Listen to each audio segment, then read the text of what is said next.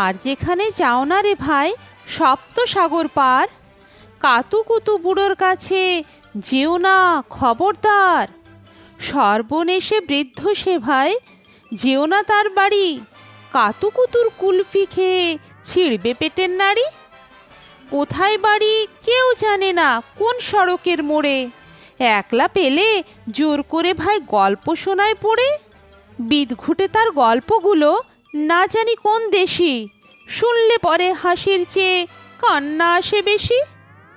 না আছে তার মুন্ডু মাথা, না আছে তার মানে, তবুও তোমায় হাসতে হবে তাকিয়ে বুড়োর পানে।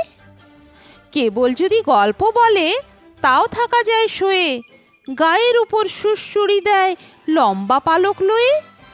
কেবল বলে হো হো হো কেষ্ট দাসের পিসি, ব্যস্ত খালি কুমড়ো কচু হাঁসের ডিম আর তিসি।